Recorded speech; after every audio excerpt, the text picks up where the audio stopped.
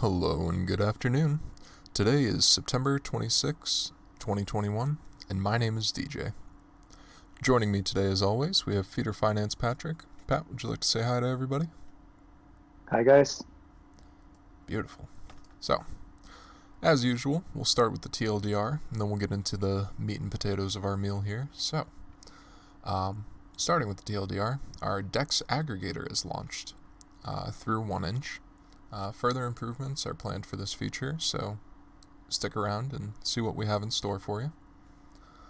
The AutoConverter has been completed. This is our product that converts tokens into LP tokens, and this will be slated to release with AutoFarming.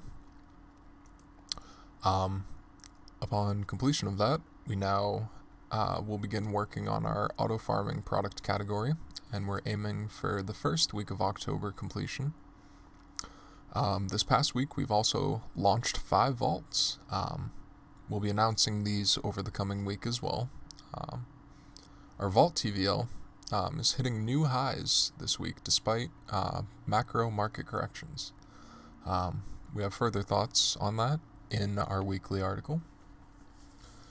The CoinTelegraph Explained Article has begun being worked on by the CoinTelegraph team. The correspondence came to us a few days ago, and we have been notified that they are working on it. 2 wallet partnership discussions next week. We have no promises at this moment, but we will keep you guys updated. And the changelog has been updated with all the suggestions and things that you guys have wanted to see get done, so be sure to check that out. So starting off with our core business updates, our Dex Aggregator has launched. We still have some things to work on, slippage, gas, saving those settings, remembering which tokens we last traded, and a couple other features as well. Pat, do you have anything to add here? I think you covered it. So I think the predominant suggestion was that people couldn't find our exchange feature. Mm-hmm. We have we're trying to make the flow of users or the user experience Yep. just flow flawlessly. Mm-hmm. And I think the sidebar really helps because in any page that you go, you have that sidebar always available. Yeah. And so if you think about it, you have your investment page, for instance, and you search and you filter and you see these vaults that Mm-hmm. you want to invest in, but you don't have the tokens. It's just on your right, you don't have to change the page to another page. You just on your right, you have that exchange, and you can just swap your tokens or look at your wallet to see if you have these tokens available. Mm-hmm. But I think the problem is maybe there isn't enough contrast or something going on there that the community or our suggestion we improve, and that's on our list. Apart from getting more personalization features added, like remembering your settings or what you recently traded and all that. So we'll still be working on improving that together with the other things we're working on. Yeah, so be sure to DM us, guys, if you have any more suggestions about that, or be sure to drop by community.feeder.finance. Your suggestions help us build the platform that you guys want to see. So, moving on, it seems we've completed our AutoConverter, and about how long ago did we complete that, Pat? Well, we actually completed it quite a while ago. I think months, but we Mm-hmm. just needed to check if everything's still working fine. And we did, and it seems to be, still good. Yay! So, yep, and that works because it's not a complex thing, right? We're just Right. selling half the tokens and depositing that into Pancake. Mm-hmm. But what we'll then need to do is, because we need that for the auto farming products, and like I guess I mentioned in our previous conversations, our auto farming product. I mean, if we wanted to just build things simply, Mm-hmm. as in going the easy route. Is, we could just go the beefy route where, you can just deposit LPs and that's it. Yeah, that would That's make easy sense. to do. But then we're not really adding any value to the ecosystem, and so and I think there is value to be added because LPs is still something quite complex to Mm-hmm. understand, and people still see LPs as it's more like an action rather than a product. Mm-hmm. You have to have these two tokens, you have to deposit them, you have to understand ILs and all of that. But in reality, they're just another financial product just backed by two other tokens, and they have intrinsic value. I think a lot of people forget that LPs have intrinsic value because they generate trading fees on their own. You don't even have to That's farm true. it. They're still yield generating, right? Yep. Um, and we want to try to make that super clear and visible. And I think the way to do that is to show that the prices and the tokens that are underlying the LPs grow over time. Hmm. And that's simply because every time you trade, part of the swaps are broken down and paid into fees that go back into the LP. So everybody that's providing liquidity, their their tokens within that LP share grows over time. That is It true. sounds complex, but it's if you try to plot it into a graph to show the amount of tokens that are growing over time, it makes a lot of sense. Um, and there are two aspects to trying to make LPs or farming simpler, and that is one, to show that the amount of tokens that are underlying the LPs are growing over time, and the second is the value. Because when we're talking about impermanent losses, it's really a loss of profit That's true. because, right, it's you're not actually losing money. Um, it's just the fact that if you were to hold these two tokens in isolation in your wallet, they would grow. They would move with the token price 1-to-1. So there's 1.0 correlation um, Hmm. with the token. But if you were to provide liquidity, they wouldn't. And so if the tokens were to go up 100, like no, if it were to go up 10x, you would only increase your value by 50% because of the IL. Right, because you're Um, exposed to two assets as opposed to one. exactly. So we want to show that easily and simply by one, showing the tokens that are growing, but Mm-hmm. also by the value of the LPs itself, because the LP actually have a price, right? If you Mm-hmm. calculate what the underlying assets are and their dollar value and the ratios, you can actually plot the price of the LPs over time. Mm-hmm. And so this is exactly what we're trying to build right now. It's not as easy as it sounds because we need to pull blockchain data um, in real time and historically, as in not what it is now, but what it has been and what it is now, and then make calculations in real time to calculate, you know, uh, what the composition are 5 days ago and what the prices are 5 days ago, and then calculate the price of the LP 5 days ago, Mm-hmm. and do that for say 60 days going back to today. So that's the API we're building, and once the APIs are done, we'll probably have that charted out on the front end for our users when they deposit. So they, if they want to invest in these LPs or in these auto farming products, they can visually see the growth both of the tokens and of the value grow or not grow in terms of dollar. That depends, but the underlying tokens do grow over time because of the trading. So that's what we're working on, and our timelines is we hope to complete this whole thing roughly first week of October, so maybe in the next 10 days. That is exciting. Um, That is very exciting. yep, it's a lot of it's not easy, Mm-hmm. but it's not a lot because there's just this one hurdle of trying to aggregate this data and make it fast enough for the front end to not be you not experience the same issues like we had with the V2 launch where um, the APIs can't handle too much traffic. So that's what we need to work on. And we'll probably start, launching a couple of vaults to go with the launch of AutoFarming. and then start to ramp the walls from there after that launch. Wow, that is incredibly exciting. I can't wait for this. AutoFarming is going to be an amazing product to add to our platform, and personally, I believe it'll bring a lot of TVL growth. So, cheers. On that note, this last week we launched 5 new vaults. Do you want to talk a little bit about those, Pat? It looks like we're targeting channel finance in addition to one vault from Venus Protocol. Yes. So we launched. So we tested. 2 weeks ago we were testing the APIs because they're actually vaults on a crypto, but a crypto is targeting channels, and for the first 4, which is BUSD, USDT, Bitcoin, and Ethereum, and the other one is also a crypto targeting a new addition to Venus Protocol, which is through USD, TUSD. And because they're new vaults, that means we don't have a lot of data to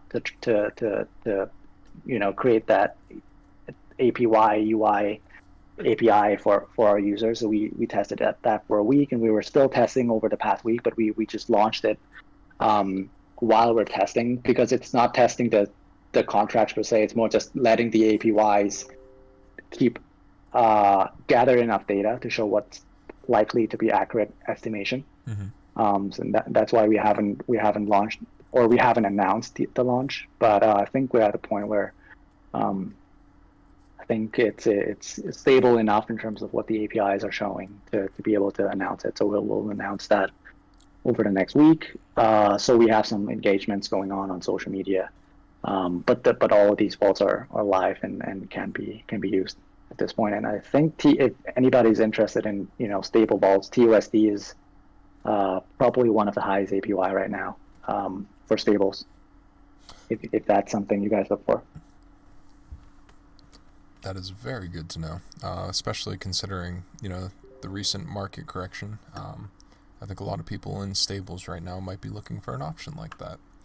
Also interesting, I noticed you noted here that despite the market conditions, all red across the board due to the Evergrande fears looming around the corner, our platform still grew. Yes. So I think last week we were close to 6,000 BNBs in total TVL for our vaults. Now it's closer to 7,300. I think we added roughly 500, 600K in TVL. And I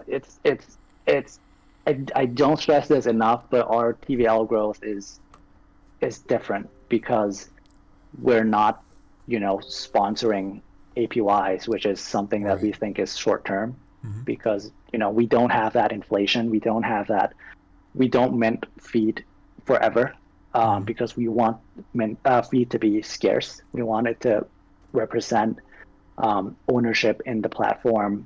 As a decentralized platform, we want that to represent the ownership and to share in our revenues generated. So we can't just mint fee forever. And so we went the route where we thought we want to create value and we want to attract people that use our platform, not because they're jumping around for TVLs, for APYs, and that's what we're seeing a lot in the ecosystem, where you have this one big thing for a week or two, APYs are through the roof because the token price goes up, because the TVL goes up, and you have this cycle going up of things going up.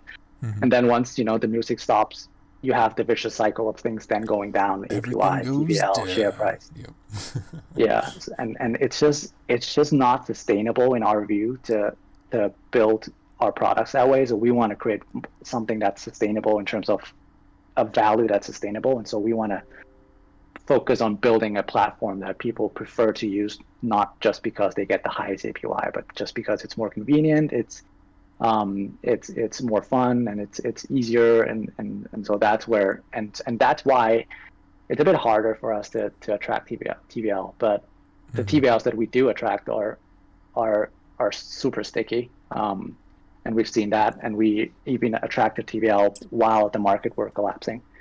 And I think it's just because people see the value in actually investing long term with us. And apart from that, I think when I think about our token, I try to see it more as something that's not a zero-sum game. And I speak through my career. I speak to a lot of investors about investing in stocks, and many times their view about buying stocks or shares is that it's a zero-sum game where you have to buy at this price and hope for someone else to buy it higher.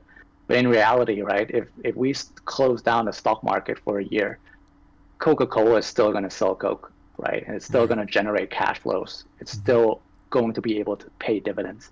So your ownership in Coca-Cola, is still generating cash flows that goes to your bank account through dividends.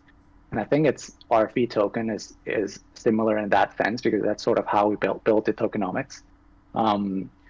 So when I talk about TVL, it's just one part of the bigger revenue streams that will eventually come online. It's just we just need a bit more time to keep building all these pieces, because the first part is, yes, we build vaults and we generate revenue from TVLs.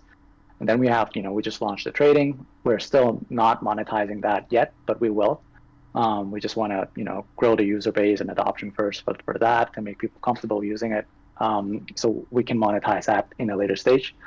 We have premium features planned, and that's part of what we put into the roadmap, the NFTs, which will represent premium memberships for the platform. And I guess once we're big enough and we have enough DVLs and user base, we can start to monetize that with other projects wanting to boost their products or list their products on our platform for a fee. And so there are a lot of different revenue streams that we can create with the platform. It's just that we'll need time to build all these pieces and put them together. Rome wasn't built in a day, after all. Yeah.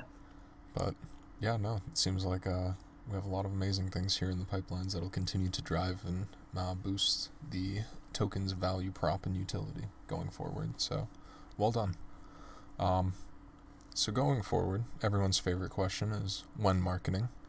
It looks like you've had some correspondence with CoinTelegraph. Would you want to go into a little more detail with that, or do you have any more detail to give? No, yeah, I just checked with them to see that they're actually doing what they said they were doing, and just to make sure, you never know. Yeah, you gotta But make yeah, sure. yeah, they are, and they also asked for some additional media like our logo and all that, so I sent that. So they're working on it. Beautiful. So no worries. And how about our wallet partnerships there? Is there any more color you can add to our audio update than what you've said in our weekly, or? Just I mean, the only update is, I guess, the fact that we now have two calls instead of one. Right. Um, Previously it was just the and one, and so now there's yeah, two potential partnerships. there are two potential. The other one was thanks to Vin Mai, actually. He connected us with one of the larger wallets in Vietnam. Well, thank And you, Vin.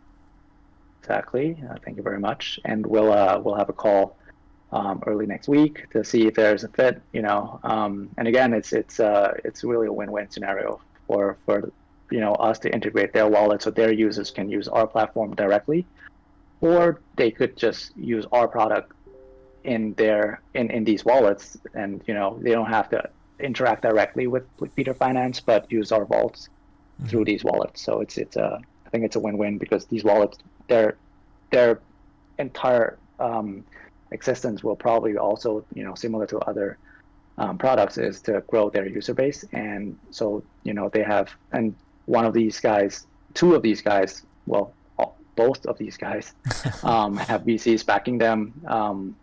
So they have the team, they have the funding to go big in terms of mass marketing. So if they do that with our products listed on their platforms and our name, listed as partners, then that's a win-win for us as well.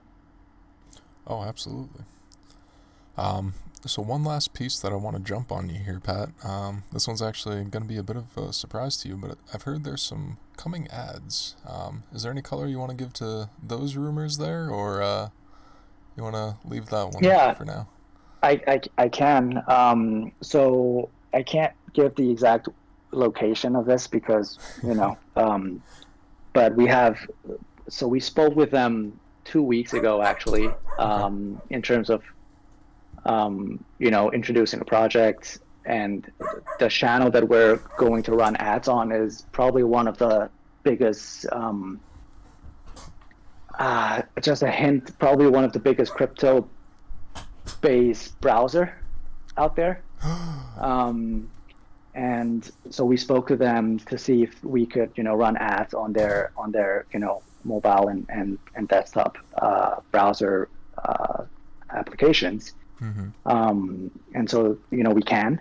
And what they said to me was they'll send us a form to, fill out, and what we want to say, the media we need, all that stuff that we need to do. But we're moving ahead to do that, and we'll track the results and see if we can actually gain new users through running ads.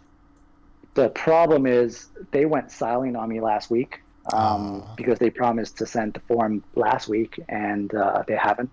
Mm-hmm. And I followed up. I think I followed up on Wednesday last week, and I followed up again this morning. Mm-hmm. And so we'll see. We'll see. But there shouldn't be a problem. I guess it's just bandwidth on their end because this happens. But there isn't any issue with regards to us not being able to do it because our budgets are in line with what is typically required. We discussed that, and our project and the team docs.